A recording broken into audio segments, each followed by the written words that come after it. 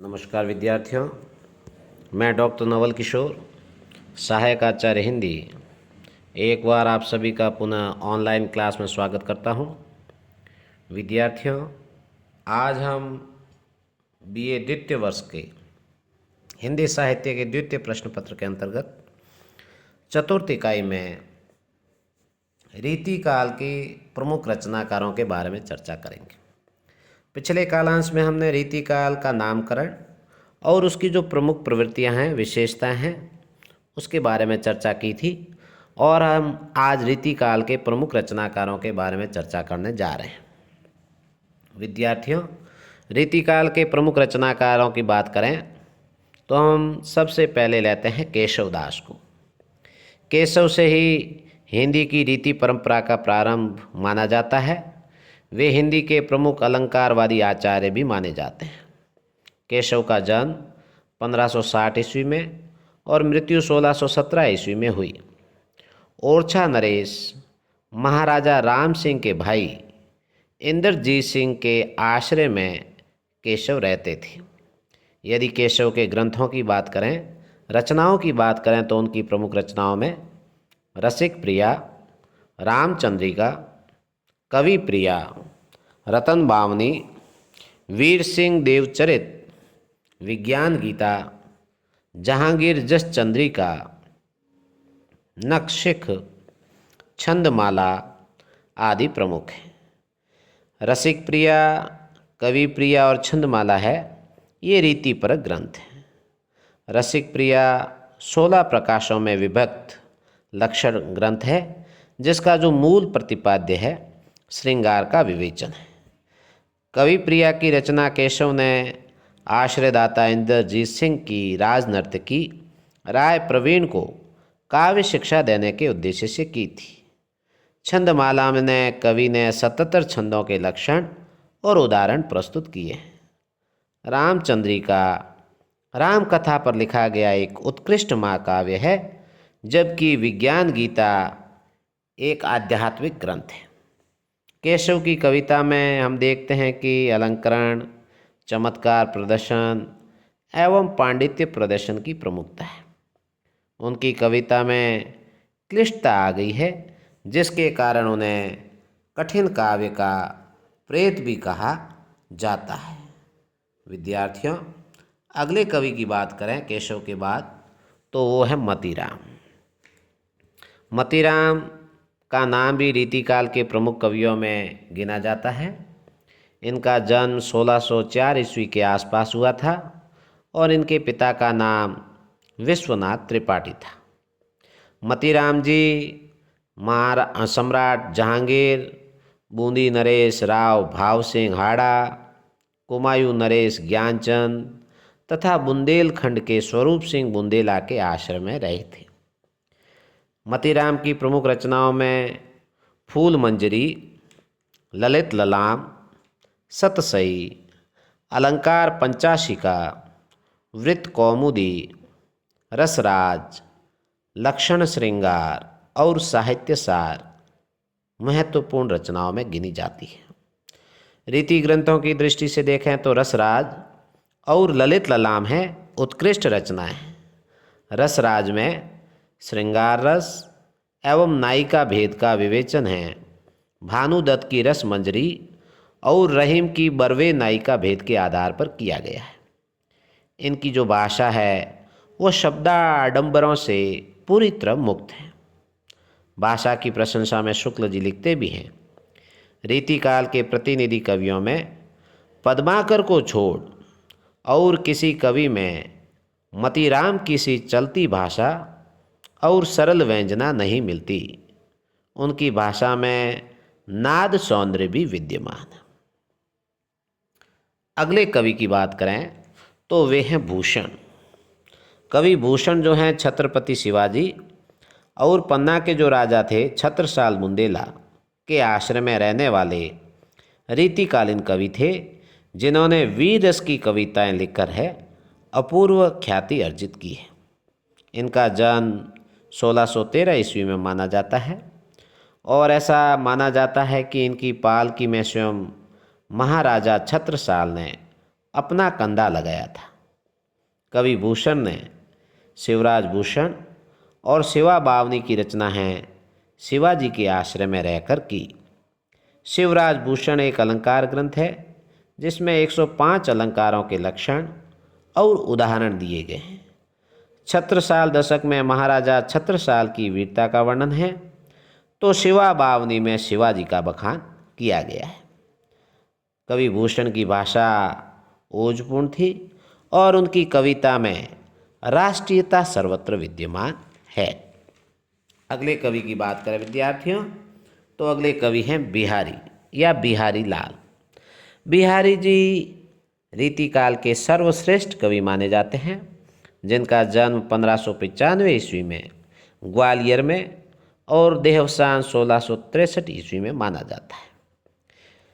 बिहारी की ख्याति का जो आधार है वो इनका एकमात्र ग्रंथ बिहारी सतसई के नाम से है और जिसकी रचना 1662 ईस्वी में संपन्न हुई थी। इस ग्रंथ में 713 दोहे हैं। बिहारी जयपुर के मिर्जा राजा जय सिंह के दरबारी कवि थे। जब बिहारी जयपुर पहुँचे तो उस वक्त राजा जय सिंह राजकाज को भूलकर अपनी छोटी रानी के प्रेम में पूर्ण रूप से आसक्त थे।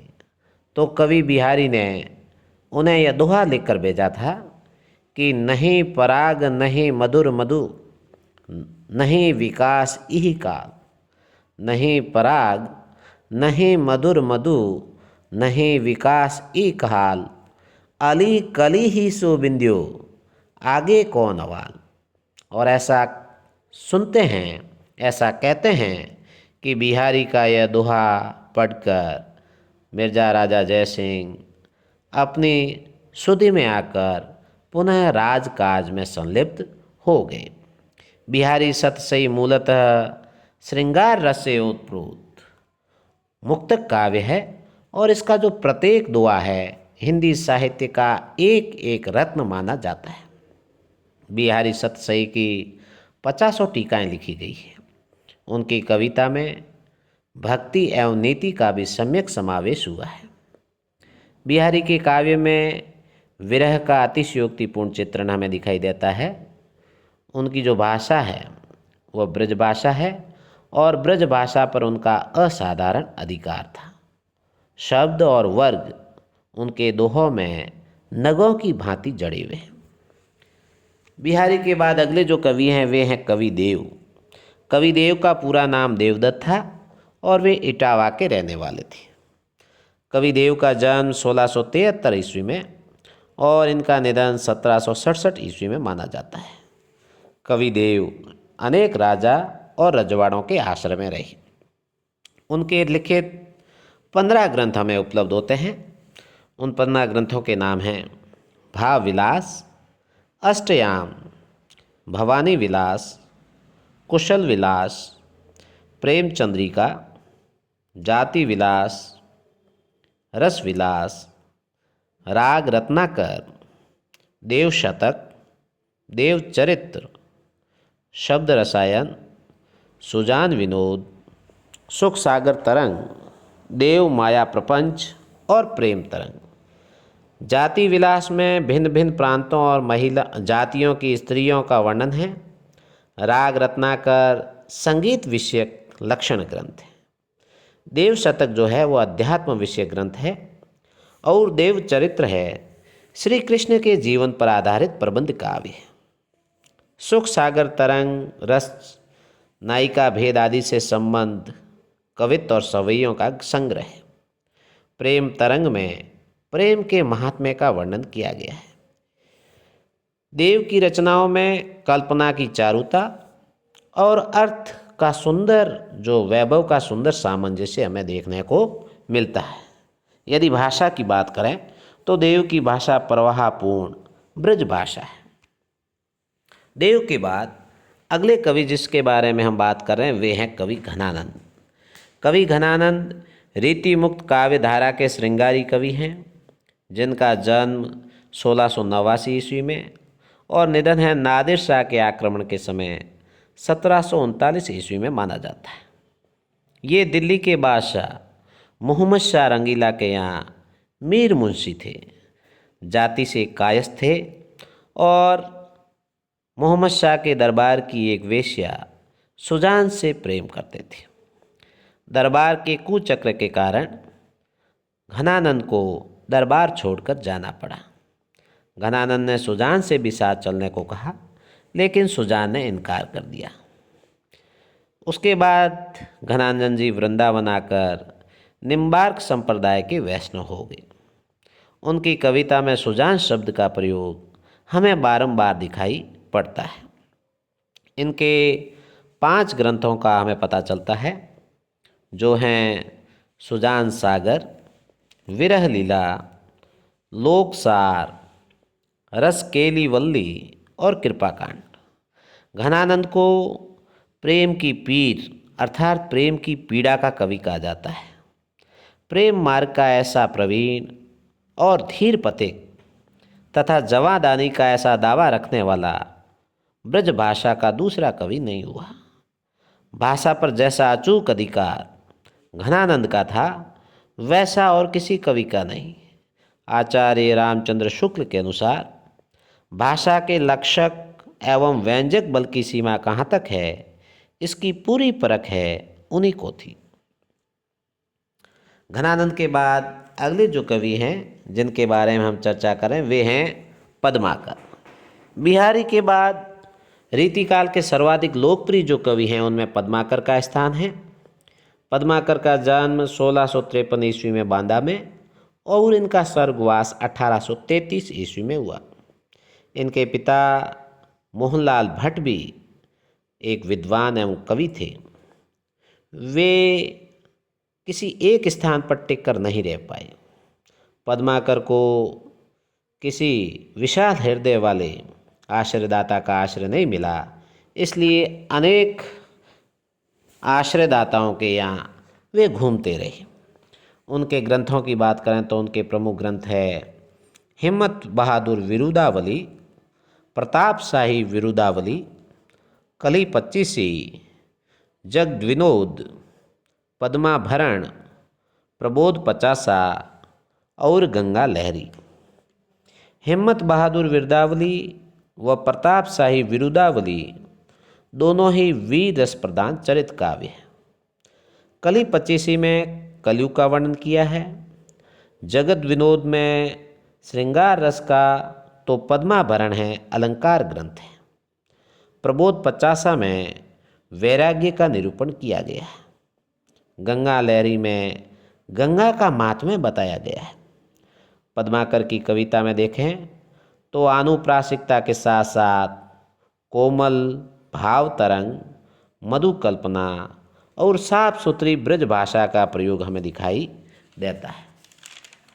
इसके अतिरिक्त भी अनेक रीतिकालीन जो कवि हुए हैं, उन्होंने साहित्य की रचना द्वारा कीर्ति और यश प्राप्त किया है। यदि अन्य कवियों की बात करें तो कवि चिंतामणि का महत्वपूर्ण स्थान है और चिंतामणि की महत्वपूर्ण रचनाएं हैं कवि कुल कल्पतरु, काव्य विवेक, श्रृंगार मंजरी, काव्य प्रकाश, रस विलास और छंद विचार। इसके बाद कवि रसनिधि का स्थान है। कवि रसनिधि की जो प्रमुख रचना है उनमें रतन हजारा, विष्णुपद कीर्तन, कवित, अरिल, हिंडोला, सतसई और गीति संग्रह का महत्वपूर्ण स्थान। कवि जसवंत सिंह भी रीतिकाल के महत्वपूर्ण कवि हुए हैं और कवि जसवंत सिंह की रचनाओं के नाम हैं भाषा भूषण, आनंद विलास, सिद्धांत बोध, सिद्धांत सार, अनुभव प्रकाश, अपरोक्ष सिद्धांत और अन्य स्फुट छंद। कुलपति मिश्र इस काल के अन्य महत्वपूर्ण कवि हैं जिनकी रचनाओं में रस रहस्य, नखशिख, दुर्गा भक्ति तरंगिणी, मुक्ति रंगिणी और संग्राम सार है महत्वपूर्ण है। कवि मंडन का भी रीतिकालीन कवियों में महत्वपूर्ण स्थान है और मंडन द्वारा जो रचित रचनाएं वे हैं रस रत्नावली, रस विलास, नखशिख, जनक पच्चीसी, नैन पचासा, काव्य रत्न आदि। एक अन्य कवि आलम का भी महत्वपूर्ण स्थान है और उनकी महत्वपूर्ण रचना है आलम केली। इसके बाद जो अन्य कवि हैं उनमें सुरती मिश्र महत्वपूर्ण कवि रहे हैं, जिनकी रचनाओं में अलंकार माला, रस रत्न माला, नखशिख, काव्य सिद्धांत, रस रत्नाकर, श्रृंगार सागर और भक्ति विवेक है महत्वपूर्ण रचनाएं रही हैं। श्रीपति अगले कवि हैं और श्रीपति की रचनाओं में काव्य सरोज, कवि कल्पद्रुत, रस सागर, अलंकार गंगा, विक्रम विलास और अनुप्रास विलोद ये महत्वपूर्ण रचना है। कवि गोप की महत्वपूर्ण रचनाओं में रामचंद्र भूषण, रामचंद्राभरण और रामालंकार महत्वपूर्ण हैं। कवि भिखारी दास जो है उनकी महत्वपूर्ण रचनाओं में काव्य निर्णय, श्रृंगार निर्णय, रस सारांश, छंद प्रकाश और छंदार्णव का स्थान है। अगले कवि हैं दुलह, उनकी महत्वपूर्ण रचनाओं में कवि कोल कंठाभरण और स्फुट छंद है। इसके बाद अन्य जो कवि हैं उनमें बोधा, और बोधा की रचनाओं में विरह वारिश और इश्कनामा महत्वपूर्ण रचनाएं। अन्य एक महत्वपूर्ण कवि हैं प्रताप शाही, जिनकी महत्वपूर्ण रचना है व्यंग्यार्थ कौमुदी, काव्य विलास, श्रृंगार मंजरी, श्रृंगार शिरोमणि, काव्य विनोद, अलंकार चिंतामणि आदि।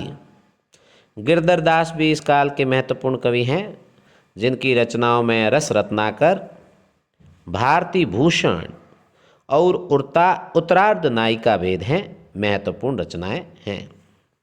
उसके बाद रीतिकाल के अन्य कवियों में कवि ग्वाल का भी महत्वपूर्ण स्थान है और ग्वाल की रचनाओं में रसिकानंद, यमुना लहरी, रसरंग, दूषण दर्पण, राधाष्टक, कवि हृदय विनोद, कुब्जाष्टक, अलंकार भ्रमभंजन, रसरूप दृग शतक और कवि दर्पण महत्वपूर्ण रचना है। एक अन्य कवि भी हैं जो द्विजदेव नाम से हैं और द्विजदेव की महत्वपूर्ण रचनाओं में श्रृंगार लतिका, श्रृंगार बत्तीसी, कवि कल्पद्रुम और श्रृंगार चालीसा महत्वपूर्ण। इस प्रकार से विद्यार्थियों ये रीतिकाल के महत्वपूर्ण कवि और उनकी रचनाएं थी।